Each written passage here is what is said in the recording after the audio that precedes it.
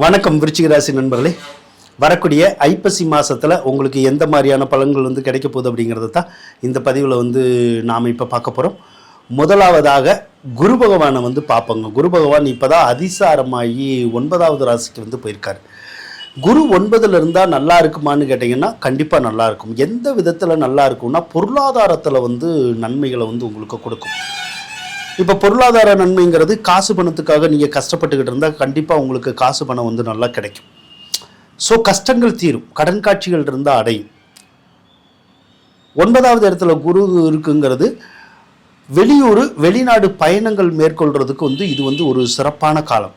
இப்போ வெளிநாட்டில் போய் படிக்கணும், வெளிநாட்டில் போய் வேலை பார்க்கணும், விசா வேணும், பிஆர் வேணும், இப்படியெல்லாம் நினச்சா அதெல்லாம் கிடைக்கக்கூடிய ஒரு காலம் இந்த காலம்தான். ஆக 9வது இடத்துல குரு இருந்தாலே சர்வபாக்கியம் ஏற்படணும்னு இருக்கும். சர்வபாக்கியம் ஏற்படும். ஆனால் 9வது இடம் வலிமையில் இருக்கிற போது உங்களுக்கு ஏதாவது வேலைகளை பார்த்துக்கிட்டு இருந்தீங்கன்னா அந்த வேலையில் மாற்றம் வரும். ஒன்று நீங்கள் வேலை பார்த்துக்கிட்டு இருக்க இடத்துலையே சேஞ்ச் ஆகலாம் உள்ளுக்குள்ளேயே.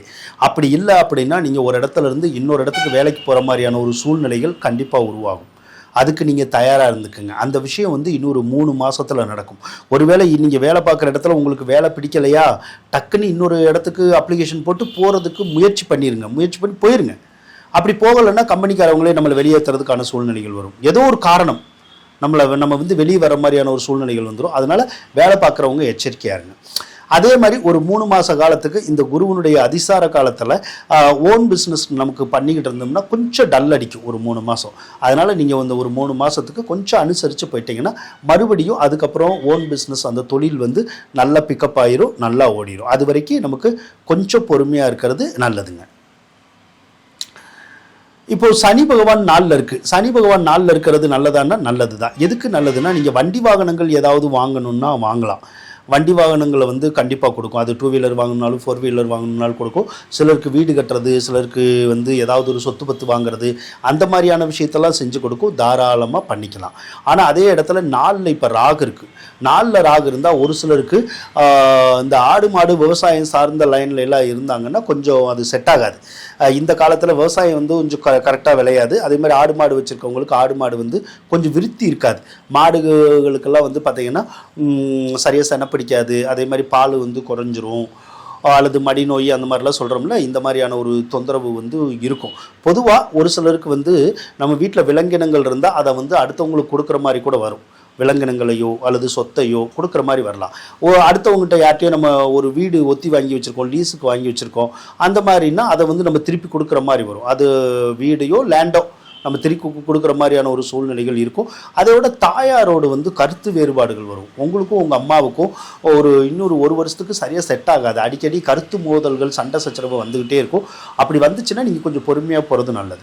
ஒரு சிலருக்கு தாயாரோட கருத்து வேறுபாடு வராது. யாருக்கெல்லாம் கருத்து வேறுபாடு வரலையோ அவங்களோட அம்மாவுக்கு மட்டும் நோய் நொடிகள் கண்டிப்பாக வந்துடும். ஒன்று நோய் நொடி, இல்லைன்னா கருத்து வேறுபாடு, 2ல் ஏதாவது ஒன்று அம்மாவு கூட இருக்கணுங்கிறது ஒரு விதி. அதை அனுசரித்து நீங்கள் போயிட்டீங்கன்னா ஒன்றும் தொந்தரவு இல்லை. ஒரு சிலருக்கு வீடு மாறணும், ஊர் மாறணும்னு இருக்கும். ஸோ மாறணும் அப்படின்னு நினச்சா தாராளமாக மாறிக்கலாம். சுக்கிர பகவான் இப்போ உங்களுக்கு ராசிக்கு 11வது ராசியில் தான் இருக்கார். சுக்கிரன் 11ல் இருந்தால் நல்லதான்னு கேட்டிங்கன்னா நல்லது தான். ஆடை ஆபரணத்துறையில் இருக்காங்கல்ல, டெக்ஸ்டைல் லைனில் இருக்கவங்களுக்கு நல்லாயிருக்கும். பியூட்டிஷியன் லைனில் இருக்கிறவங்களுக்கு நல்லாயிருக்கும். கலைத்துறை, சினிமா துறை, நடனம் நாட்டியம் அப்படின்லாம் சொல்கிறோம்ல, அந்த துறையில் இருக்கவங்களுக்கு நல்லாயிருக்கும். திரைப்படக்கலைத்துறை மொத்தத்துக்கு அது பூராமே ரொம்ப சிறப்பாக இருக்கும். அதுக்கப்புறம் கட்டடக்கலைத்துறையில் இருக்காங்கல்ல, அவங்களுக்கெல்லாம் ரொம்ப யோகமான காலமாக இந்த காலம் இருக்குங்க. இப்போ சுக்கிர பகவான் நவம்பர் 3ஆம் தேதி 11வது ராசியிலேருந்து 12வது ராசிக்கு வந்துடுவார்.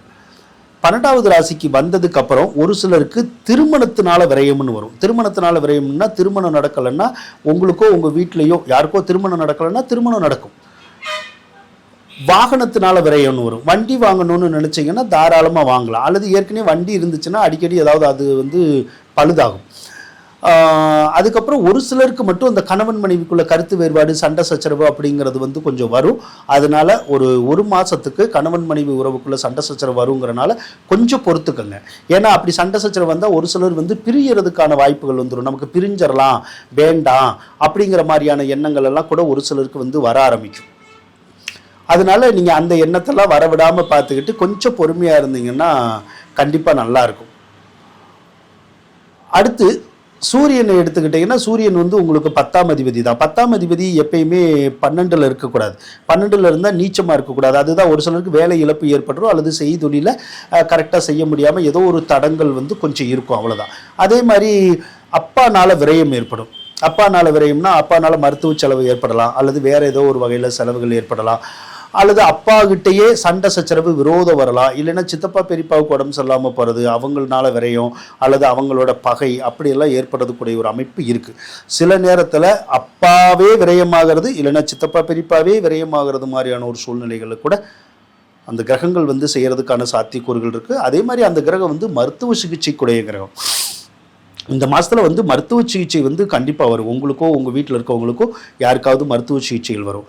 அதே மாதிரி உங்களுடைய தாய்மாமனுக்கு மருத்துவ சிகிச்சைகள் வரலாம், இல்லைன்னா அவருனால நிறைய விரையும், இல்லைன்னா அவர் கூட விரோதம் வரலாம். அதே மாதிரி உங்களுடைய சகோதர விஷயத்தில் எவ்வளோ அப்படி தான், உங்களுடைய சகோதர சகோதரினாலையும் நிறைய விரைய செலவு வரலாம். இல்லை அப்படின்னா அவங்களோட கூட நமக்கு கருத்து வேறுபாடுகள் வரக்கூடிய ஒரு அமைப்பு வந்து இப்போ இருக்குது. அதே மாதிரி கல்வி வழி செலவுகளை கொடுக்குற கிரகம். மீண்டும் படிக்கணும்னா நம்ம படிக்கலாம், இல்லை அப்படின்னா மற்றவங்க வீட்டில் யாராவது நம்ம வீட்டில் படிக்கணும்னு நினச்சா தாராளமாக படிக்க வைக்கலாம், அதுக்கூடைய வேலைகள் செய்யலாம். அதே மாதிரி சொத்து சம்மந்தப்பட்ட வேலைகள் செய்யலாம். இப்போ சொத்து சம்மந்தப்பட்ட செயல்னா ஒரு சிலருக்கு வாங்கி கொடுக்கும், ஒரு சிலருக்கு விற்கிற மாதிரியோ அல்லது சொத்தை வந்து பேங்க்லேயோ வேறு இடத்துலையோ அடமானம் வைக்கிற மாதிரியான ஒரு சூழ்நிலைகள் கூட வரலாம். அப்படி அடமானம் வைக்கணும்னா தாராளமாக வந்து நம்ம வைக்கலாம், ஒன்றும் பிரச்சனை இல்லை.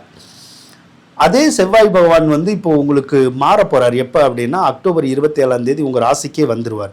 செவ்வாய் வந்து அக்டோபர் 27 உங்கள் ராசிக்கு வந்துட்டால் அப்போ மட்டும் உங்களுக்கு நிறைய கோபதாபம் வரும். அதனால கோபதாபத்தை குறைச்சிக்கணும், அமைதியாக இருக்க கற்றுக்கணும், ரொம்ப பொறுமையாக இருக்க கற்றுக்கணும். அப்படின்னா தான் நல்லாயிருக்கும். இல்லைன்னா தேவையில்லாமல் யாரு கூடயாவது சண்டை சச்சரவை வந்து இழுத்து விட்ருவோம். ஒன்று நம்ம குடும்பத்திலே சண்டை சச்சரவு வரும், இல்லைன்னா வெளியில் வந்து சண்டை சச்சரவு, அந்த கோபதாவோ அதெல்லாம் நிறைய வரும். அதே மாதிரி ஒரு சிலருக்கு ப்ரெஷர் இருக்கவங்களுக்கு மட்டும் கொஞ்சம் ப்ரெஷர் வந்து அதிகப்படியாகிற மாதிரியான சூழ்நிலைகள் வரும். அதாவது கஷ்டம் இருக்காது, அதே மாதிரி அந்த நோய் நொடி வந்து கூடாது, பொதுவாக அமைதி வந்து இருக்கும். அந்த செவ்வாய் பகவான் வந்து 7வது ராசியை வேற பார்க்கும். 7வது ராசியை பார்க்குற போது திருமண சம்பந்தப்பட்ட விஷயங்களை ஏற்படுத்தி தரும். அதாவது திருமணம் நம்ம வீட்டில் யாருக்காவது முடியலைன்னா அந்த திருமணத்தை வந்து முடிச்சு கொடுக்குற மாதிரியான வேலைகளை வந்து அந்த செவ்வாயே வந்து பார்க்குங்க.